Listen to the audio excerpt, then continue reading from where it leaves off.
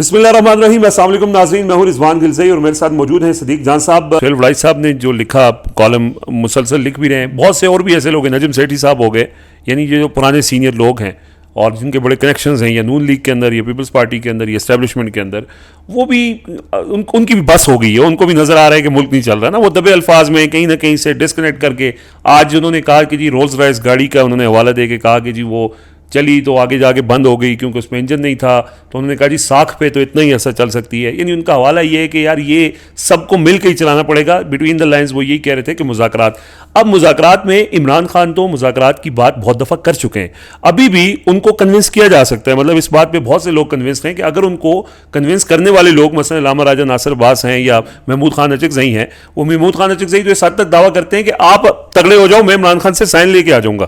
تو وہ تو یعنی یہ ضد نہیں ہے شاید عمران خان کی.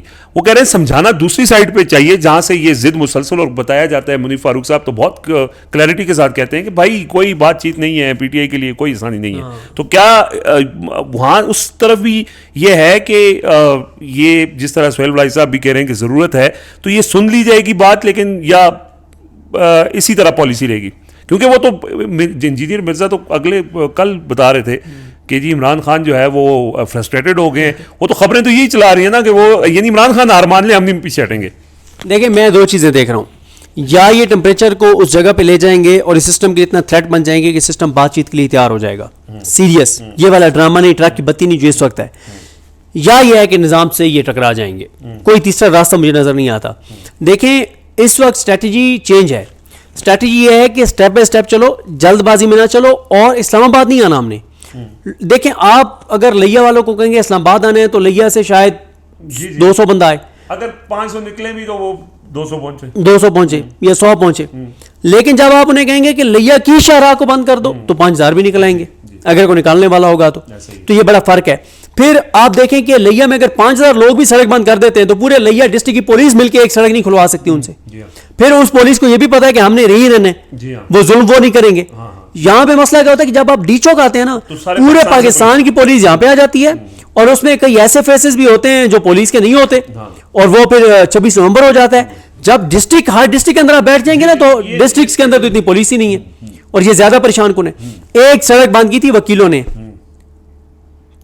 ہائی وے مین ہائی وے جو آتی ہے کراچی سے, ٹھیک ہے, نہروں والے معاملے پہ پنجاب کی طرف, وہ ہائی وے بند کی تھی اور نہروں والے معاملے پہ آپ کی حکومت کو سرنڈر کرنا پڑ گیا.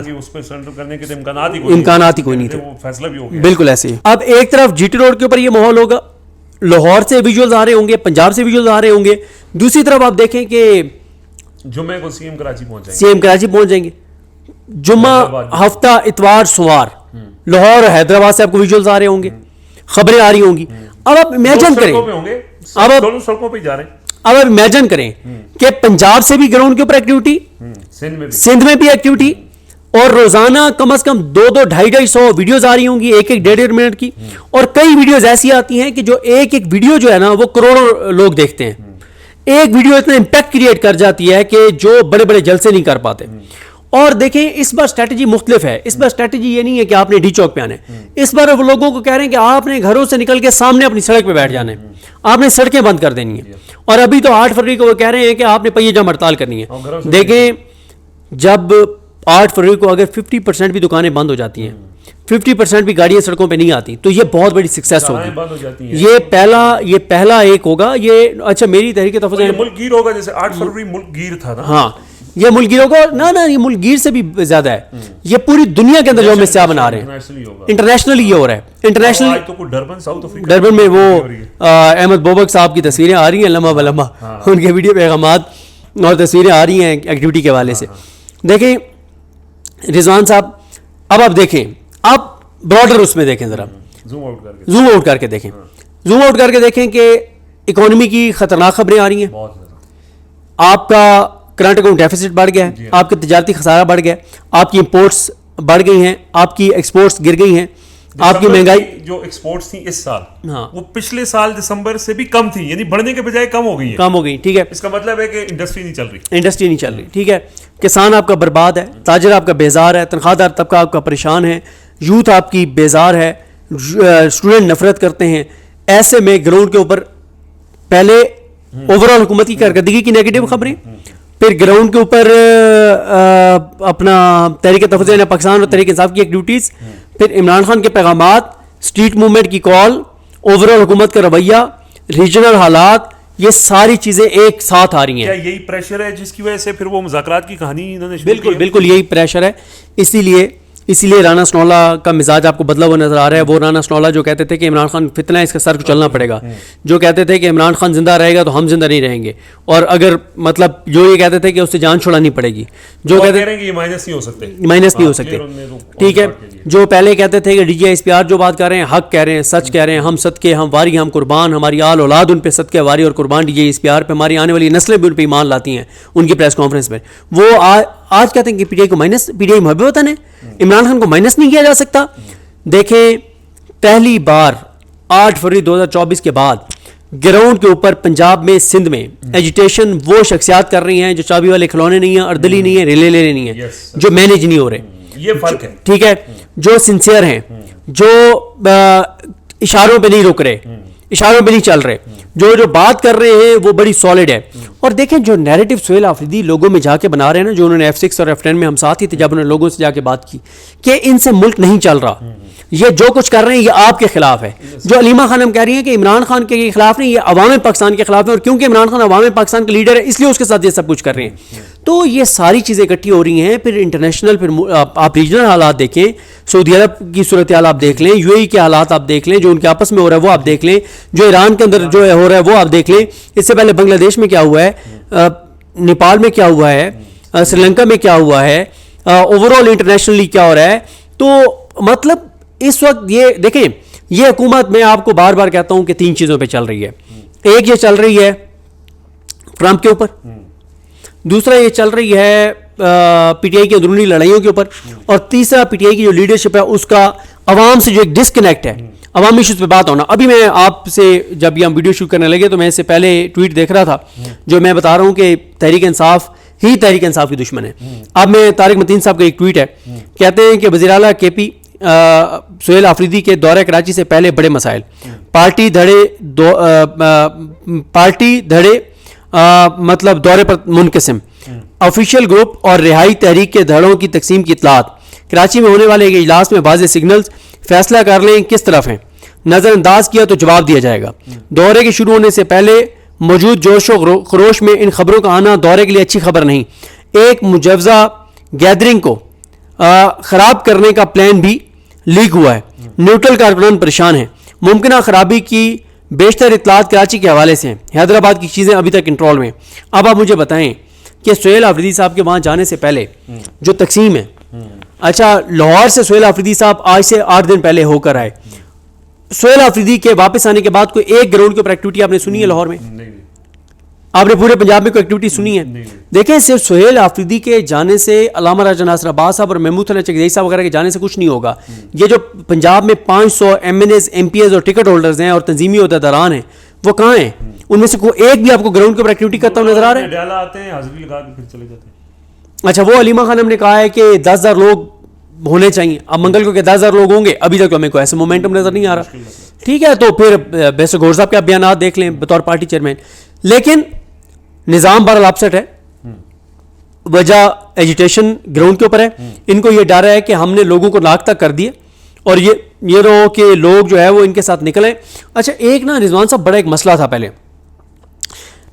پچھلے 2 سال سے نا، پچھلے 1 سال سے 26 نومبر کے بعد سے نا کرائسس یہ تھا کہ لوگوں کو پی ٹی آئی کی لیڈرشپ پہ اعتماد نہیں تھا، ڈسکریڈٹ ہو چکی ہے. اب دیکھیں نا آپ، اب دوبارہ ان کی کریڈیبلٹی کچھ لوگوں کی بحال ہو رہی ہے. سہیل آفریدی کی، شفیع اللہ جان، مینا خان آفریدی، شفقت ایاز، شاہد خٹک، پھر یہ آپ کے جو مین لیڈرشپ ہے سینٹرل، مطلب سلمان قناجہ صاحب یا محمود حسن چکدئی صاحب، علامہ راجہ ناصر عباس صاحب، مصطفیٰ کھوکھر صاحب، اسد کیسر صاحب. اب آپ دیکھیں نا کہ 12-15 لوگوں کی کریڈیبلٹی اگر بحال ہو جاتی ہے، وہ کراؤڈ پلر بھی بن رہے ہیں. یہ بھی ایک بڑا کرائسس تھا، کراؤڈ پلر ہی کوئی نہیں رہا تھا. اب یہ جہاں جائیں گے کراؤڈ پلر ہی ہوں گے یہ سارے. تو اب وہ لیڈرشپ آگے آ رہی ہے جن پہ لوگ اعتماد کرتے ہیں. لوگ نکلنے کے لیے تیار ہیں، لیکن کس کے پیچھے نکلیں؟ یہ بڑا کرائسس تھا. صحیح کہا. ان کے پیچھے نکلیں جو 12 ضلع کراس کر جاتے ہیں، ان کے پیچھے نکلیں جو مطلب کوئی ان کے اوپر لوگوں کو اعتماد نہیں تھا. یہ بھی اس نظام کے لیے خطرناک ایک بات ہے، خطرے کی گھنٹی ہے کہ وہ لیڈرشپ پی ٹی آئی کے سامنے آ رہی ہے جو لیڈرشپ کی کریڈیبلٹی بن رہی ہے اور بنتی چلی جا رہی ہے, اور لوگوں کی بہت زیادہ ان کے اوپر جو ہے وہ اعتماد ہو رہا ہے. صدیق جان صاحب, مذاکرات 5 بڑوں میں 2 جو امپورٹنٹ یعنی شخصیات ہیں, ایک عمران خان اور ایک فیلڈ مارشل, دونوں کی طرف سے واضح ہو گیا. اب جتنی بھی گفتگو ہوئی ہے ان 2-3 دنوں میں, پچھلے دنوں میں, وضاحت سے کے ساتھ اسٹیبلشمنٹ کی طرف سے بھی پیغامات آ گئے, یعنی جو ان کے لوگ بات کرتے ہیں, اور پی ٹی آئی کی طرف سے بھی آگے, اور خود عمران خان کی آڈیو ریکارڈنگ کے حوالے سے بھی کہا کہ جی انہوں نے بھی, یعنی عمران خان بھی اور فیلڈ مارشل بھی ایک دوسرے کے ساتھ بات کرنے کے لیے تیار نہیں ہے ابھی.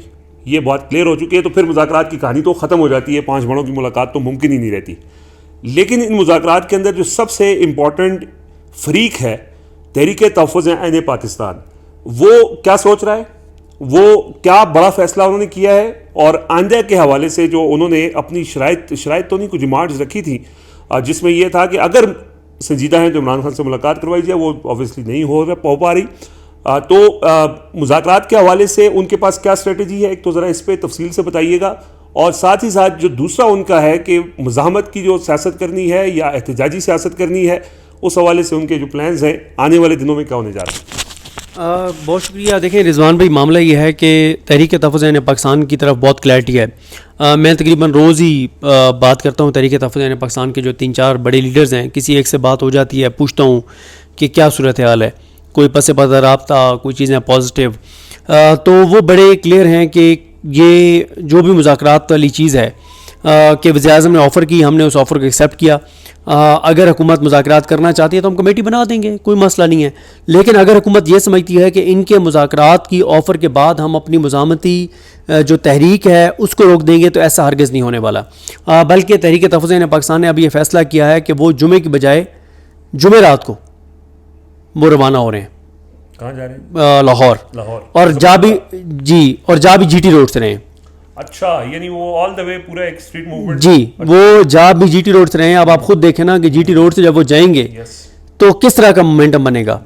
ٹھیک ہے, تو اب وہ جا بھی جی ٹی روڈ سے رہے ہیں, جا بھی ایک دن پہلے رہے ہیں. پہلے انہوں نے جمعہ ہفتے اتوار کا تھا, اب وہ جمعرات کو جا رہے ہیں, اور شاید یہ بھی پلان ہو رہا ہے کہ بدھ کو ہی نکل جائیں. اچھا, تو وہ تو اپنی جو ایک مومنٹم ہے اس کی طرف وہ پورا فوکس کیے ہوئے ہیں. بالکل ان کا یہ نہیں کہ وہ ہاتھ پہ ہاتھ رکھ کے بیٹھے ہوں. اب آپ ذرا منظر دیکھیں نا کہ منظر کیا ہوگا, کہ بدھ یا جمعرات کو یہ روانہ ہو جائیں گے, جمعرات کو روانہ ہو جائیں گے یا بدھ کو روانہ ہو جائیں گے لاہور کے لیے.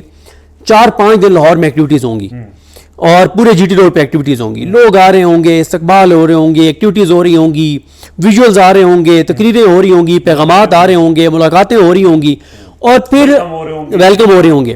اور پھر یہ بات ذہن میں رکھنا چاہیے ہمیں کہ ایک ہوتا ہے کہ وہ گراؤنڈ کے اوپر جو لوگ ان کو دیکھ رہے ہوتے ہیں, ایک ہے کہ وہ گجر خان میں رکے, 1000 بندے نے ان کو سامنے دیکھا, ان کی بات سنی 1000 بندے نے.